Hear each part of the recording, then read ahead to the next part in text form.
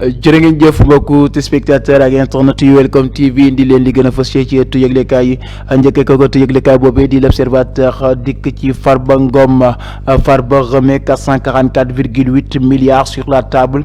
22 titres fonciers récemment expertisés ont été déposés hier lundi sur la table du juge d'instruction Idrissa Diarra. Ces biens immobiliers répartis entre Dakar, Thiès, Mbour et Rufisque sont estimés à 43,802 milliards de francs CFA. À cette garantie immobilière, Farba Ngom a ajouté un montant 2 milliards de francs CFA en numéraire portant la valeur totale de l'offre de cautionnement à 44,802 milliards de francs CFA. mu mel ne nag tubiglikaay boobee dikkaat na ci coowul Farba Ngom ak alal ja ñu koy toppee moom Farba nag déposé na lu toll ci 44,8 milliards ci table justice ba ngir mën a am liberté provisoire.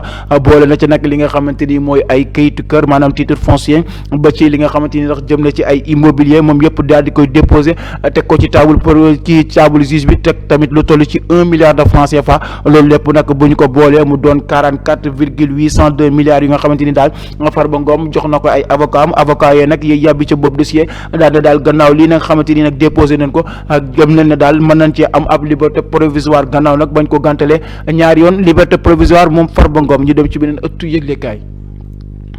Walf Quotidien, Sénégal FMI dans l'entente des bonbons. mu mel ne nag diggante Sénégal ak FMI daal diggante ba fi mu nekk nii ma ngay bëgg a ratax ndax gannaaw nag ba ñu dajee dafa mel ne nag FMI moom noppi na nag ngir daal dimbali Sénégal mu génn ci jafe-jafe yi mu am ci wàllum koppar gi nga xamante ni daal fi mu nekk nii daal dafa jafe loolu ci réew mi moom kii nga xamante ni daal mooy FMI moom daal nee na pare na pour suqali Sénégal jàppale ko daal ba ko moom mën a delluwaat fa mu nekkoon. ñu dem ci beneen ëttu yëglekaay. Sud Quotidien, nos cumul des fonctions de président de la République et chef de parti Diomaye à l'aise le dialogue politique. mu mel ne nag président de la République monsieur Bassirou Diomaye Faye son excellence gannaaw nag ba mu doon jàkkaarloog taskatu xibaar yi yàbbi ci ab dialogue politique bu ñu war a amal moom dialogue boobee nag assises nationales ya la ñu tënkoon ba dëppoo ca moom fi mu nekk nii loolu la fas yéenee teg ci table di jëm nag ci li nga xamante ni mooy cumul des fonctions ci ab président de la République bu ñu fal mu nekk président ba pare nekk chef de parti loolee nag bëgg na koo teg ci table ji ngir ñu joyanti ko ba loolee nag daal di won ni moom président Bassirou Diomaye Faye. ñu dem ci beneen ëttu yëglekaay. Le Quotidien, les États-Unis imposent leurs taxes au monde. Le Sénégal se dédouane. Tous les pays du monde affectés tentent de se réajuster. La fin de l'AGOA risque d'aggraver la situation de pays comme le Sénégal. bu mel nag diggante États-Unis ak yenn ci pays africains gannaaw nag ba mu daqalee moom États-Unis ndàmpaayam doon jox pays africains yi nag mu mel ne loolee dana am nag ay pays yi nga xamante ni dana ca am ay jafe-jafe lu ci mel ni Sénégal ndax koppar googee nag daan na ko dimbali ci lu bëri waaye fi mu nekk nii daal États-Unis moom daa tee loxoom. ñu dem ci beneen ëttu yëglekaay.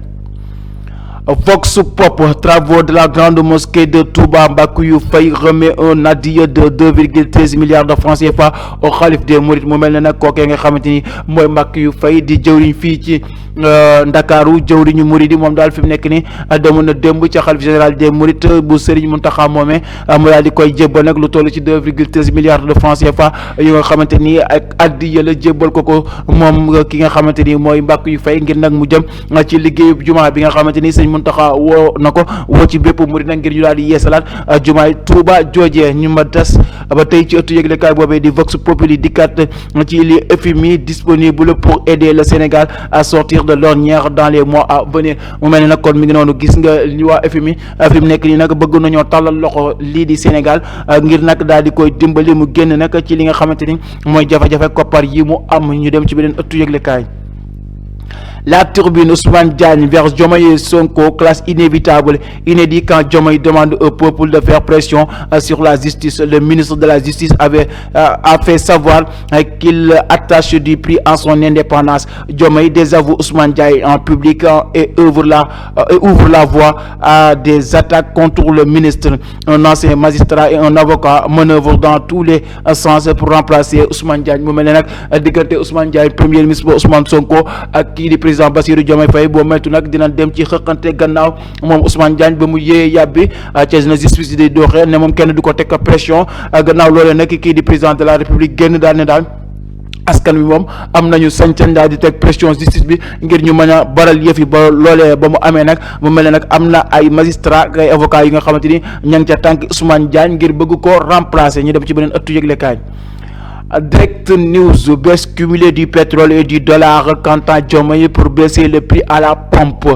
Depuis plus d'1 an, le prix du baril de pétrole est ensuite libre sur les marchés mondiaux. Ce lundi 7 avril 2025, le baril de WTI américain est descendu sous les $60, soit environ 35 820 francs CFA du jamais vu depuis avril 2021. mu mel ne nag li nga xamante ni daal mooy baril pétrole bi wàcc na foofee ca Amérique ak li nga xamante ni mooy dollar bi tamit daanu na toll ci $60 wala yemboog nag suñu koppar lu toll ci 35 820 francs loolu nag gëj naa am depuis atum 2021. mu mel ne nag comme que loolee wàññi na am na nag ñuy sàkku ci kii di président Bassirou Diomaye Faye mu wàññi loolee nga xamante ni mooy njëgum essence beeg njëgum gasoil bi ba tam di ci am ma des ci benn ëttu yëglekaay. foofu la ñuy jeexalee mbokk yi opposition point actu dikk ci dissonance dans les rangs de Sàmm Sa Kàddu. Bougane Gueye Dany avait pourtant appelé les 3 députés de la coalition à rester fidèles à leur serment. Cheikh Tidiane Youm s'est approché de Pastef. Anta Babacar Ngom s'oppose mais à sa manière.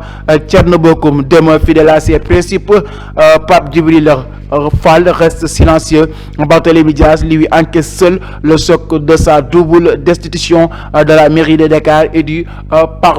mu mel ne nag li nga xamante ni daal mooy coalition boobee di Sàmm Sa Kàddu gannaaw nag ba ñu génn ci élection législative yi dafa mel ni daal ku nekk nag dafa jël sa yoonu bopp. Kii di Barthélémy Dias moom gannaaw ba ñu ko dindee ci mairie Dakar dindi nag lii di ak député moom fi mu nekk ni daal dafa toog ndoppani kii di Thierno Alassane kii di ki nga xamante ni mooy Anta Babacar Ngom moom ma ngay opposé waaye nag ak nam koy defee.